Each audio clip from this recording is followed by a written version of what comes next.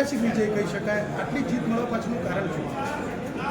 મહેસાણા મહાનગરપાલિકા એ ઉત્તર ગુજરાતની પ્રથમ મહાનગરપાલિકા જ્યારથી બની છે ત્યારથી દેશના યશસ્વી વડાપ્રધાન નરેન્દ્રભાઈ મોદી સાહેબના જે વિકાસની રાજનીતિ છે એ બધા જ મહેસાણા શહેરના નાગરિકોએ સ્વીકારી છે અને એ વિકાસના કારણે જે બજેટ પણ ફાળવાયું છે પ્રજાએ એમાં વિશ્વાસ પણ વ્યક્ત કર્યો છે અને દરેક જ્ઞાતિમાંથી મહેસાણા મહાનગરપાલિકાના જે ભારતીય જનતા પાર્ટીના ઉમેદવારો હતા એમને ઐતિહાસિક જંગી બહુમતીથી આ જીત મેળવી છે.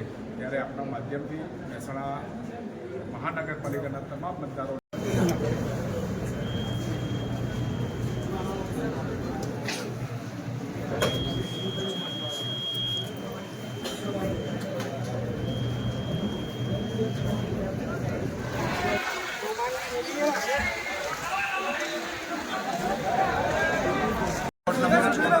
એક મિનિટ ભાઈ દાદા નીકળી શું કહેશો રઘુભાઈ? આપણે જીત્યા છીએ, કેટલા મતે જીત્યા અને હવે કેવી કામગીરી કરશું? ખૂબ સારા લીડથી હું જીત્યો છું. મારી આખી પેનલ સારા લીડથી જીતેલી છે.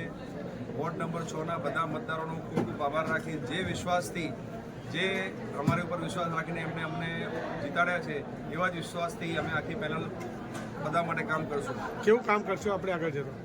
ડેવલપમેન્ટ, વિકાસ સારું. ભારતીય જનતા પાર્ટીનો એક જ લક્ષ્ય હોય છે વિકાસ કરવું અને બધાનું ધ્યાન રાખવું. એ પ્રમાણે અમે સારા કામ કરશું. રાકેશભાઈ, આપણે કેટલા મતે જીત થઈ છે અને આવનારું આપણું કેવી રીતે કામગીરી રહેશે? મારા વોર્ડ નંબર 6ની પેનલ આખી જીત આપી છે. પ્રજાજનોએ જે અમને પોતાનો વિશ્વાસ અમારી પર મૂક્યો છે વોટ સાથે એમના કામ અમે પૂર્ણ કરીશું અને વોર્ડ નંબર 6ની કાયાપલટ કરીશું અને વોર્ડ 6ની અંદર ભવ્ય જીત હાંસલ કરી છે. બધા મતદારોનો અમને ખૂબ ખૂબ આભાર અને આ મતદારોનું એક પણ કામ અટકશે નહીં અને મહાનગરપાલિકાની અંદર પ્રજાજનો ખુશ રહેશે એવી કામગીરી અમે જોડે રહીને ત્યારે જ આ જણા બજાવીશું. ખાસ કરીને કયા મહત્વના મુદ્દાઓ છે? મહત્વના મુદ્દાઓ અમુક સોસાયટીમાં સીસી રોડ છે, હેદરી ચોકની